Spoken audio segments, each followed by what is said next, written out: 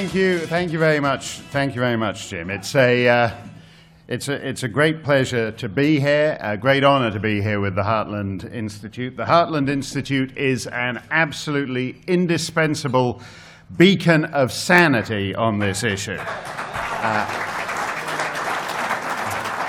And I'm also honored to be here with some of the eminent scientists with whom I'm sharing the pages of our book, Climate Change, The Facts, Bob Carter and Pat Michaels and Willie Soon and Scott Armstrong and Alan Moran and Anthony Watts, whom you've just heard from. We're all in this book, so you don't need to wait for us all to write 25 different books. You can get the compressed version, all in Climate Change, The Facts. Unlike those guys, I've made no useful scientific contribution.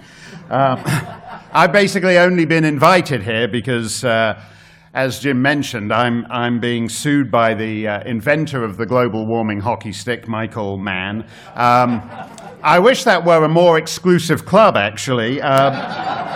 But in this very room, I've met a couple of other folks he's threatened, and of course my fellow Canadian Tim Ball is here, whom Dr. Mann is suing in British Columbia.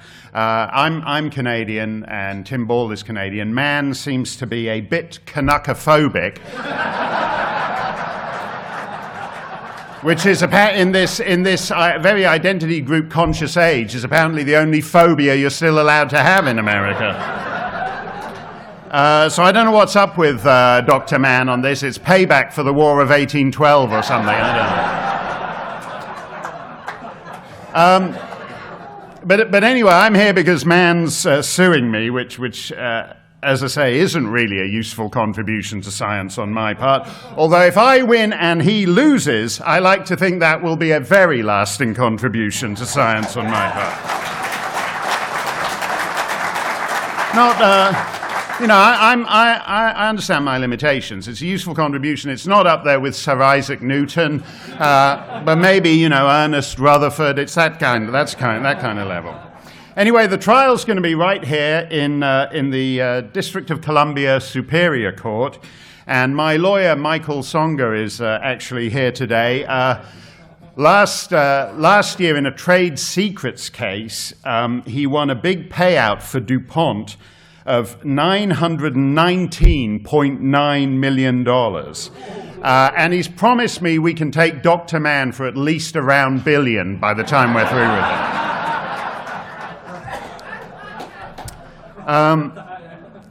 Now, as most of you probably know, lawyers don't like it when clients talk about the case in public because it can cause problems with the judge. You've heard that, right? I'd never heard it till this morning, till he mentioned it to me just before breakfast, and I'd already written my speech by that point, and I'm hopeless at ad-libbing, so it's too late to change it. So I'll quickly tell you where I stand climate-wise. This Monday is the 800th anniversary of Magna Carta, which the... I see one of Her Majesty's Canadian subjects is applauding eagerly there. Which the barons forced King John to agree to in a field at Runnymede on June the 15th, 1215. When I was a schoolboy, we were taught that the England of 1215 was a degree or so warmer than today. And vineyards were sown as far north as the Isle of Ely. If you're wondering, if you're not British and you're wondering where the Isle of Ely is, it's a stone's throw from where the East Anglia Climatic Research Unit stands today, the ClimateGate guys. So I will take global warming seriously when they tear down the Climatic Research Unit and sow a vineyard, making an amusing little Chateauneuf-du-Phil-Jones.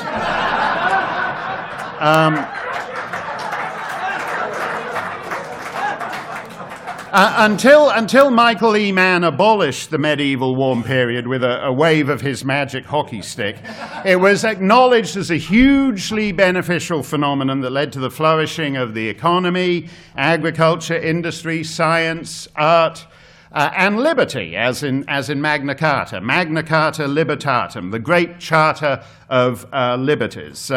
Apparently they don't have Magna Carta here in the District of Columbia. So they've got the DC anti-slap law, which so far is nowhere near as good, unfortunately.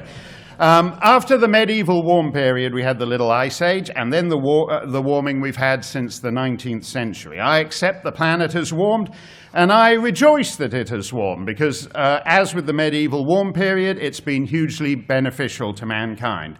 I mentioned that I'm Canadian. The entire political, economic, and cultural development of my country has taken place during this warming period. Nova Scotia, 1848, the first responsible government in the British Empire. 1867, the birth of the Dominion of Canada. My entire nation has been the beneficiary of this warming trend. There's a statistic that some of you may be familiar with that says something like 90% of the population of Canada lives within 100 miles of the US border. You know why that is? Because you go beyond that, it's freezing cold. When you revolutionaries and us loyalists had carved up the continent, we should have done it north-south down the Mississippi. I was talking to Professor Van Kooten yesterday, who spoke yesterday, and he said he'd moved from Alberta to British Columbia because it was warmer. That's like moving from Louisiana to Mississippi for the skiing.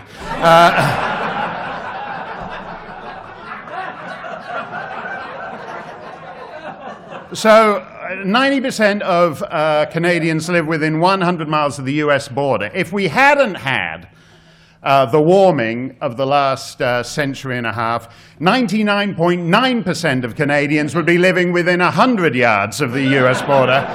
It'd just be like one long condo development strung along the 49th parallel. That would be it. So when I first saw Michael Mann's hockey stick 15 years ago, I reacted much as Jonathan Jones, professor of physics at Oxford University, did. If you've never heard of this Oxford University outfit, it's apparently some wacky fringe, Coke-funded denialist front group where you can download a diploma for 17 shillings and threepence halfpenny. No one takes it seriously. Anyway, Professor Jones says, quote, "Like many people, I was dragged into this by the hockey stick. I was looking up some minor detail about the medieval warm period and discovered this weird parallel universe of people who apparently didn't believe it had happened, and even more bizarrely appeared to believe that essentially nothing had happened in the world before the 20th century. The hockey stick is an extraordinary claim which requires extraordinary evidence, so I started reading around the subject. And it soon became clear that the first extraordinary thing about the evidence for the hockey stick was how extraordinarily weak it was, and the second extraordinary thing was how desperate its defenders were to hide this fact. I'd always had an interest in pathological science, and it looked like I might have stumbled across a really good modern example," unquote. I agree with that. For a generation of people across the Western world, Michael Mann abolished not only the medieval warm period, but the entire concept of natural climate variability. If you talk to some of these young activists who've been force-fed this stuff since kindergarten, they don't even believe, they don't know what natural climate variability is.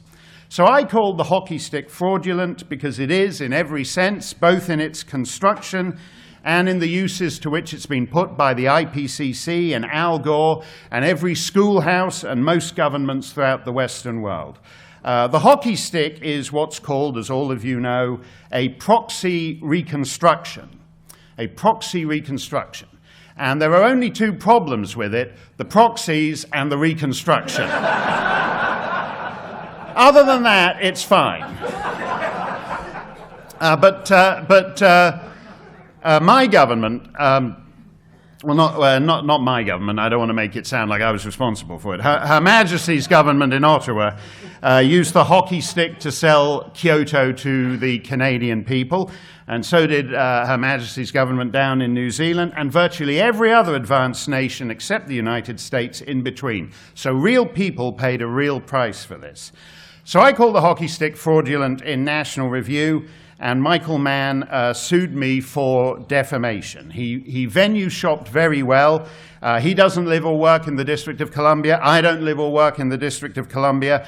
But I voluntarily submitted to their jurisdiction because I thought if they were so eager to take the case, they'd be capable of litigating a 270-word blog post in under 270 weeks.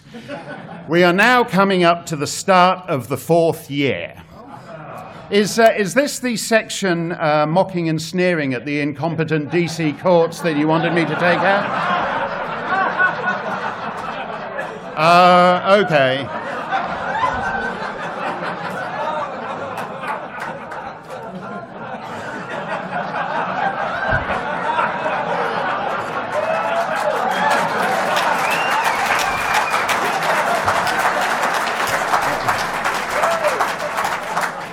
Now, not every part of this case's delay is the fault of the courts. Mann's lawyer, John Williams, incidentally, John Williams tried to sneak in here without paying yesterday. I'm being serious, and he had to be escorted out. You know, this is such a racist society.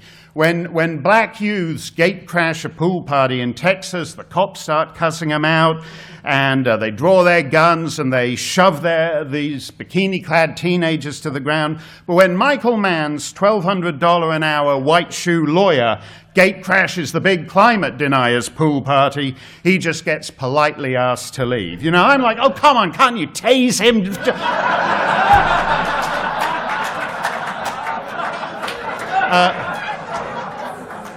But I mention it because if you were kept awake last night by what sounded like occasional thumps against the wall, that was just Michael Mann's lawyer rappelling down the ventilation shaft to get in place before breakfast. Hi, John. Oh, what was that other thing you mentioned? Don't make cracks about the other guy's lawyer because it makes it harder to reach a settlement. Oh. As I said, not all the delay in this case is the fault of the courts. The aforementioned Mr. Williams, Dr. Mann's counsel, filed a complaint with the Superior Court accusing me of, quote, the professional and personal defamation of a Nobel Prize recipient. Unquote. This was a hitherto unknown crime to me. Quote, defamation of a Nobel Prize recipient. That's not in Magna Carta, but it's apparently a crime in the District of Columbia. Until then, I had no idea Michael Mann was a Nobel Prize winner. And as it turns out, neither did the Nobel Institute.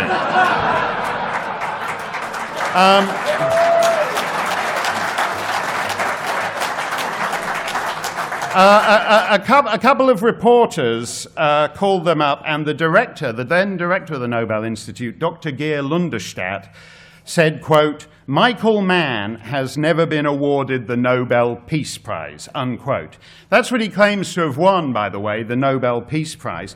But notice the subtle elision of his legal pleadings, quote, defamation of a Nobel Prize recipient. So not just a lousy old Nobel Peace Prize winner, where you're standing in the Hall of Fame between Al Gore and Yasser Arafat, but a bona fide Nobel Prize, a bona fide Nobel Prize winner, where you're right in the same pantheon as Einstein and the Curies and all the rest of them. Mann claims to be a Nobel laureate because in 2007, the IPCC, as an institution, received the Nobel Peace Prize, and Mann was one of thousands upon thousands of people who've been associated with the IPCC since 1990. A couple of years later, you may recall, the European Union won the Nobel Peace Prize. So on man's criteria, the EU has 500 million Nobel laureates. You can't swing a cat over there without hitting a Nobel laureate. You go to one of those nude beaches in the south of France, in August, and it's wall-to-wall naked Nobel laureates from Saint-Tropez to Monte Carlo. It's the nearest you'll get to seeing Max Planck and Gustav Hertz and Francis Crick doing The Girl from Ipanema. So every EU citizen is a Nobel laureate. My father's Irish and my mum's Belgian, so I'm a two-time Nobel laureate. Eat your heart out, Sir Frederick Banting, This to me is important because it gets to the heart of the bubble that these people live in. Why would they think twice about adjusting their figures? If a man seriously believes that the pantheon of laureates can be adjusted to include himself, why would he be bothered about adjusting the 1915 temperature record the way Noah did just last week? What's the big deal about that if you seriously believe yourself to be a Nobel laureate, as thousands of these guys do? And that's why they had no qualms about adjusting the 1915, the temperature record of the last century, as they announced last week. I was absolutely stunned, by the way. That was absolutely the most dramatically adjusted figure that I'd seen since Caitlyn Jenner a couple of days earlier.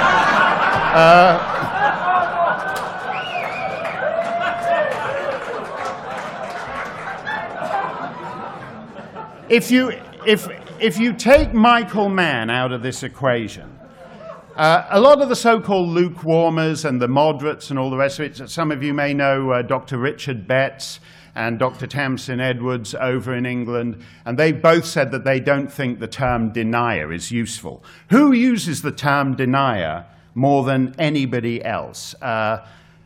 Dr. Mann has called just about everyone here deniers. I'm just cruising his Twitter feed here. Climate denier Joe Bast. Climate change denier John Coleman. Climate change denier Roy Spencer.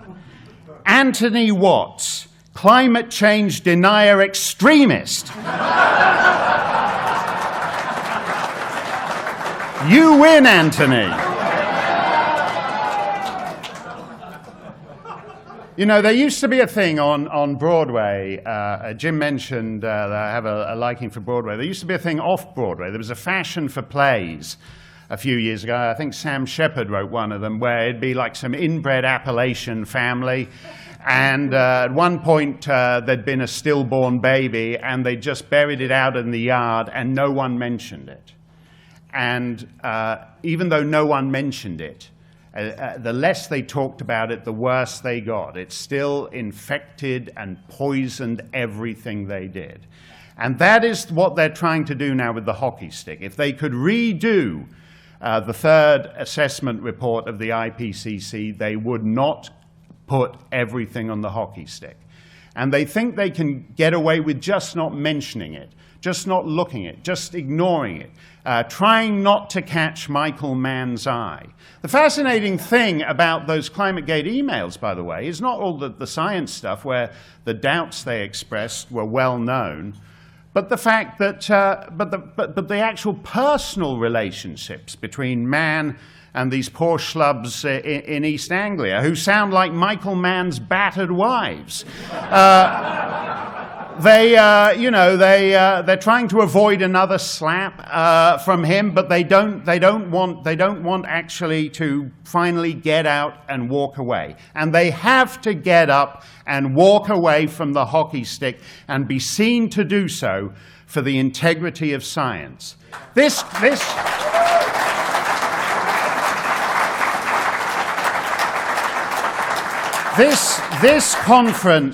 conference is called a fresh start. And that is what climate science needs. I urge you to read Matt Ridley's piece in the Australian magazine Quadrant this month. that pinning everything, taking a wild ride on the hockey stick, corrupted the heart of climate science. And to cleanse themselves, they have to actually draw a clear line and admit that the last 15 years were wrong, that it corrupted everything it touched, from the prestigious journal Nature to peer review, to the governments that embraced it, to the Climatic Research Unit, which trashed its founder's legacy. These guys did it from a building called the Hubert Lamb Building. Hubert Lamb was one of the greatest climatologists of the 20th century, and they trashed his legacy to take a ride on Michael Mann's coattails. And climate science has to make a fresh start and get beyond this, because they will sound ridiculous. We heard earlier that many people have not fallen for this. And that takes a great courage. Most of us are not Galileo. I'm glad, by the way, whoever said imagine what Galileo could have done if he'd had the internet, because I think he'd just have been posting cat pictures all day. But most of us are not Galileo. Most people want to be like most people. And when you look at the polls then of people who say, no, climate change isn't important, it's number 19 on my list of concerns, and you consider that ABC and CBS and NBC and the BBC and the CBC in Canada and the New York Times and Le Monde and the Times of London and the Sydney Morning Herald and everyone else have shoved this thing down people's throats now for 20 years, and they're still refusing to swallow it. That is extremely unusual, given the levels of propaganda control. And that is why a fresh start is possible. But it requires climate science to recover its integrity and climb off the hockey stick. Thank you very much indeed. Thank you.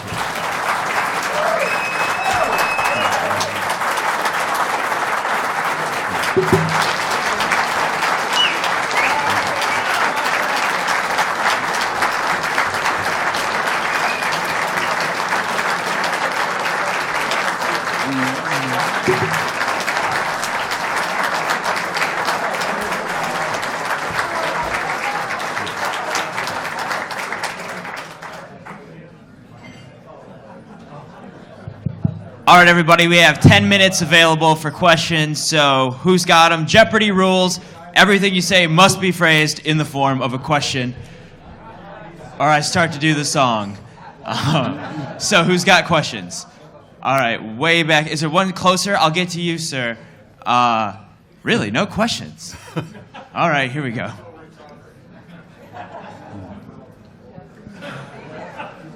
Mark, just to clarify things, Mann sued you and you countersued Mann. Are both lawsuits still active? Yes, they are. We're now. I can tell from your accent that you're as foreign to this jurisdiction as I am. Most of us foreigners know only two things about the American court system, that it takes years of your life and it's incredibly expensive. What I didn't realize was that it actually takes decades of your life and it's even more incredibly expensive.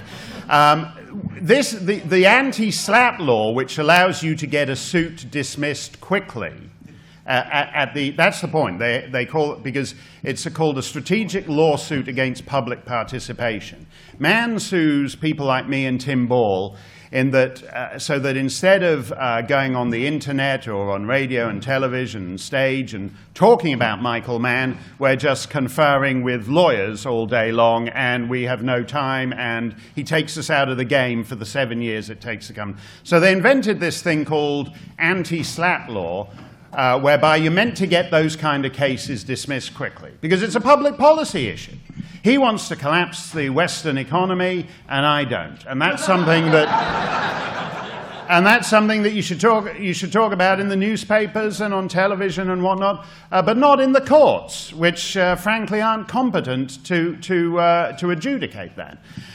So they had this SLAPP law, which you're supposed to use to get the case dismissed quickly, they're now in the appeals court judges are now deciding whether the SLAPP law, which is brand new here, is appealable, because when they wrote it, they didn't know whether the law itself could be appealed. So you can't, so it's a test case. You can't know how thrilled I am to be part of an American test case. But when I served discovery on him a year ago, he asked for my file, my discovery, anything. So I'd sent, 23 cheap jokes I'd made about him in the last 15 years. And then when I asked for discovery back, he asked the court to stay discovery, and so that's the stage we're at. I've countersued him for $30 million. I think we initially did it for $10 million, but that's apparently like Dr. Evil in the Austin Powers films. It doesn't impress anybody, so we bulked it up to $30 million. Judging from the sales of his new book, he is going to be on a book tour for the next 2/3 of a millennium to cover that if we win. So that's the state. But I think we will be going to trial on this. And it's a free speech case, and it's an important free speech. It's the most important free speech case in half a century. I called his hockey stick fraudulent. I've described it as fraudulent since the year 2001 in the National Post of Canada, in Australia's national newspaper, The Australian, in the United Kingdom's biggest-selling broadsheet, The Telegraph, probably a lot of other newspapers around the world, all the way to Hawke's Bay Today in New Zealand. Anyone here from Hawke's Bay? Take a bow. Hey, yay, go. Oh, really? I think they're faking. They're from the general area of New Zealand. But so we would be in the bizarre situation if Mann won this suit, that you would be able to you would be able to say things in Canada, the United Kingdom, New Zealand, Australia about Michael Mann's science that you can't say in the United States. And I do not believe that it was the intention of the framers of the First Amendment that Americans should have fewer free speech rights than countries which remained within the British Empire. So it is an important free speech case, the most important for half a century, and if he loses, it will be a great victory for the First Amendment. If he wins, it will be an absolute catastrophe. His hockey stick will, in effect, have smashed the First Amendment into pieces. Stan Goldenberg from the Hurricane Research Division in Miami, which has nothing to do with my question. I'm sure other people are thinking the same thing. Would you like to sing a few bars for us?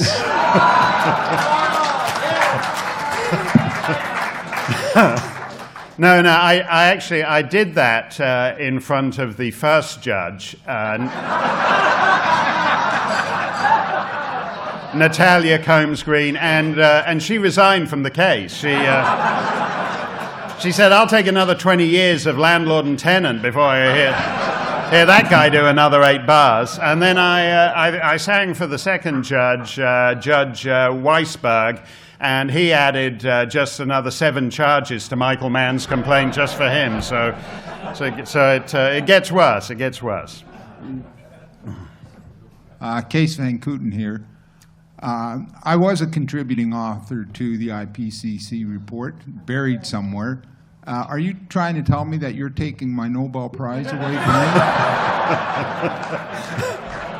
Yes, I am. I don't know what Michael Mann, when he resisted this thing that we all took his Nobel, we tried to take his Nobel Prize away, and he had to amend his complaint. Because he said he had this certificate that Rajendra Pachauri, you remember the railroad engineer who ran the IPCC, he'd gone to the IPCC branch of Kinko's and he'd run off like 47,000 of these authentic-looking, Nobel-esque, laureate-like Nobel Prize certificates. And Michael Mann has his there. Now, if you get a real Nobel Prize, you get a medal, and you go to a big dinner with the King of Sweden. And as you may recall, Rajendra Pachauri got into a little trouble in India. His choo-choo jumped the tracks, and he's had to resign from the IPCC.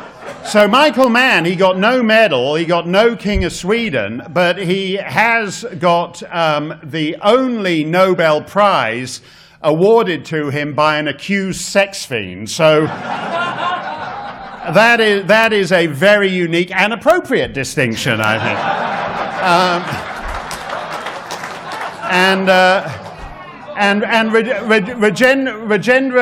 Rajendra Pansdowny, Rajendra Pachauri, his case comes up before the Delhi High Court. I would give anything to be before the High Court in Delhi, because he'll be halfway through his 20-year jail term before my case has come to trial at the DC Superior Court. All right, we have one last question. Yeah. Roy Eapen from the Great Dominion. I'm interested in who's funding the other side, because I think that's the real horror of this case. So is the University of Pennsylvania actually helping, or is it just all the Steyer people? No, it's Penn State. I don't believe they are. There is something called the Climate Science Defense Fund, and they are apparently funding it. Now, and I will say just one final thing, Dr. Roy, because that is an important point.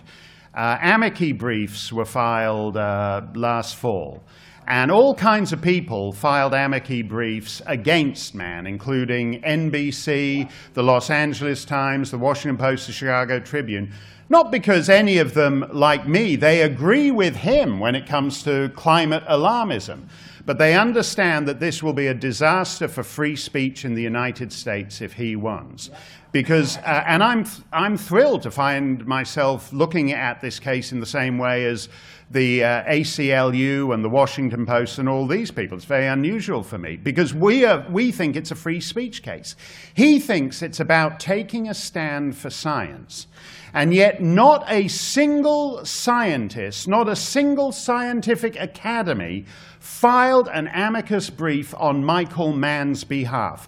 And that is the lesson of this. He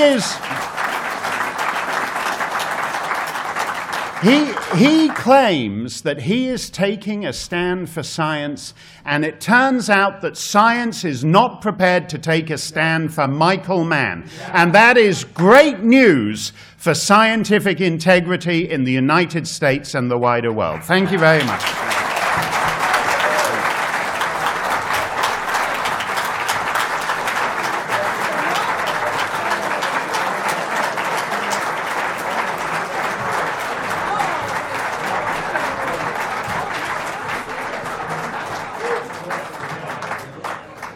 Now you know why we had him go last.